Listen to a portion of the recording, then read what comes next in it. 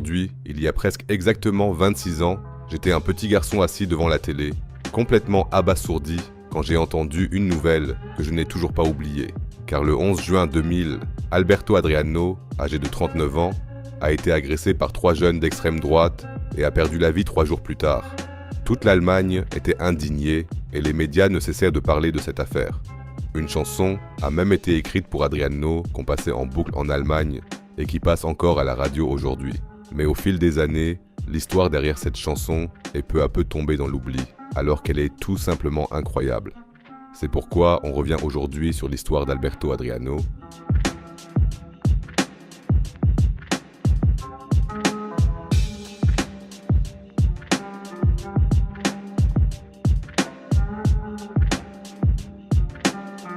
Alberto Adriano est né au Mozambique au début des années 1960. Il a en fait eu une enfance tout à fait normale. Mais alors qu'il entrait dans l'adolescence, une guerre civile qui allait durer 16 ans a éclaté en 1977, faisant près d'1 million de morts. Beaucoup de gens ont souffert de la famine, ont été chassés du pays ou se sont enfuis, et une grande partie des Mozambicains s'est retrouvée au chômage. Alors que la guerre civile mozambicaine durait depuis tout juste 2 ans, l'ancienne RDA y a vu une opportunité de disposer d'une main-d'œuvre bon marché. Et comme le Mozambique était à l'époque un pays socialiste, tout comme la RDA, les deux parties se sont très vite mises d'accord. En 1979, la RDA a donc signé un accord avec le Mozambique qui régissait l'emploi temporaire de travailleurs mozambicains dans les entreprises socialistes de la RDA. C'est ainsi qu'au nom de la solidarité socialiste, environ 21 000 travailleurs contractuels mozambicains ont été amenés en RDA pour y travailler. L'un de ces travailleurs était Alberto Adriano, qui est arrivé en Allemagne de l'Est en 1988 et travaillait comme maître boucher. Depuis l'Allemagne, il envoyait chaque mois de l'argent à sa famille au Mozambique. Et, en 1990, il a même rencontré une femme qu'il a épousée. Au fil des années, ils ont eu 3 enfants et menaient une vie bourgeoise tout à fait normale. Mais d'année en année, Alberto avait de plus en plus la famille au Mozambique. Alors il a commencé à économiser pour s'acheter un billet d'avion. Comme il ne gagnait pas beaucoup d'argent en tant que travailleur sous contrat, il lui a fallu 4 ans avant de pouvoir enfin se payer le vol. Le billet était valable pour le 3 juillet 2000 et Alberto était impatient de revoir sa famille après 12 ans. Le 10 juin 2000, à peine 3 semaines avant son retour prévu au Mozambique, Alberto est allé chez des amis pour regarder avec eux le match d'ouverture de l'Euro de foot entre la Belgique et les Pays-Bas. Les heures ont filé à toute allure et ils ont passé une super soirée. Pendant ce temps-là, un jeune de 24 ans prénommé Enrico, vêtu d'un blouson aviateur, d'un t-shirt néo-nazi et de bottes militaires, se rendait à un concert de punk rock. Mais à Dessau, il a raté sa correspondance et a dû attendre plusieurs heures. C'est là qu'il a rencontré 2 jeunes de 16 ans, Christian et Frank, qui, tout comme Enrico, étaient clairement des néo-nazis et avaient eux aussi raté leur train. Ils se sont donc assis devant la gare et ont commencé à boire de l'alcool jusqu'à ce qu'ils soient complètement bourrés. Comme il faisait de plus en plus froid, les 3 jeunes ont décidé, vers minuit, de se réchauffer en marchant et ont quitté la gare.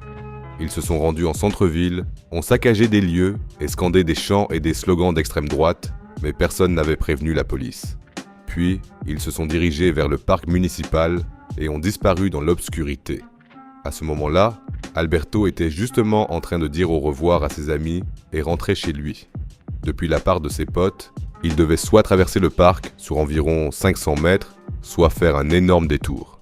Il s'est donc dirigé vers le parc sans savoir que 3 néo-nazis bourrés traînaient justement là. Juste avant d'arriver au parc, il a vu 3 gars bourrés qui hurlaient venir vers lui. C'était Enrico, Christian et Frank qui ont tout de suite commencé à insulter Alberto.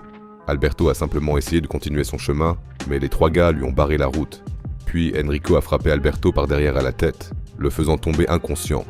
Une fois Alberto à terre, les 3 gars lui ont donné des coups de pied pendant plusieurs minutes, surtout à la tête, en hurlant si fort que la police a été alertée par les voisins. Mais ça ne s'est pas arrêté là. Ils ont traîné son corps inerte vers le parc, lui ont volé sa montre, ses clés et son argent, et pour l'humilier encore plus, ils ont même déshabillé Alberto. Ce n'est qu'à l'arrivée de la police qu'ils ont lâché Alberto, qui a tout de suite été emmené à l'hôpital. Malheureusement, Alberto Adriano est décédé 3 jours plus tard. Les 3 auteurs ont été arrêtés sur place et traduits en justice 10 semaines plus tard. Le procès a attiré de nombreux médias, Mais un groupe de néo-nazis était également présent pour manifester sa solidarité avec les 3 auteurs. 2 jeunes de 21 et 16 ans ont même scandé devant le palais de justice des slogans comme « Alberto a vécu trop longtemps, Enrico l'a balayé », ce qui leur a valu d'être arrêtés. Le procès a duré 1 semaine, pendant laquelle les 3 jeunes n'ont montré aucun remords et ont même parfois ri devant le tribunal. On a aussi appris pendant le procès que les 2 mineurs, Christian et Franck, avaient déjà tabassé un Africain 4 jours avant l'agression d'Adriano. À l'issue du procès, les 3 auteurs ont plaidé coupables sans émotion pour tous les chefs d'accusation. En septembre 2000, la cour d'appel a condamné Enrico, alors âgé de 24 ans, à la prison à perpétuité. Les 2 jeunes de 16 ans, Christian et Franck, ont été condamnés à 9 ans de prison. Ça veut dire que les 3 auteurs sont depuis longtemps de retour en liberté. Le meurtre d'Alberto Adriano a horrifié tout le pays et 5000 personnes ont manifesté à Dessau. Une stèle commémorative a été érigée sur les lieux du crime que même le chancelier fédéral de l'époque est venu visiter.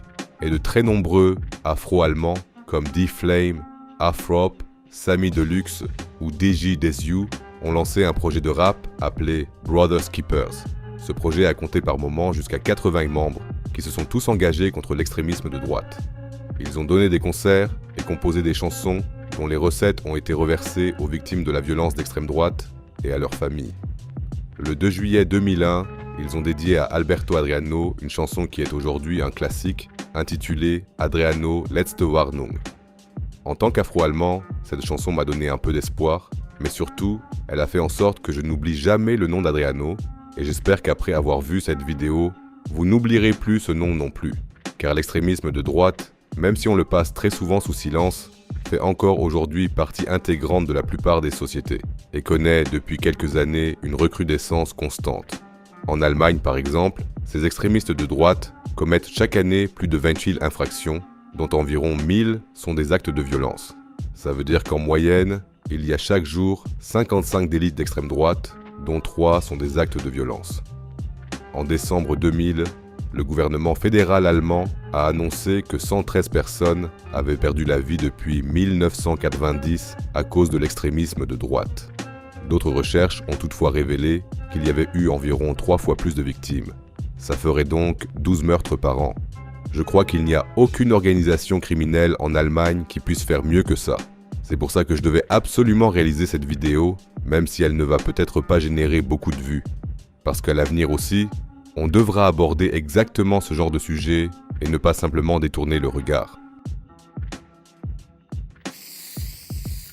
Prenez toujours soin de vous et de vos amis, restez en bonne santé et on se retrouve dans la prochaine vidéo.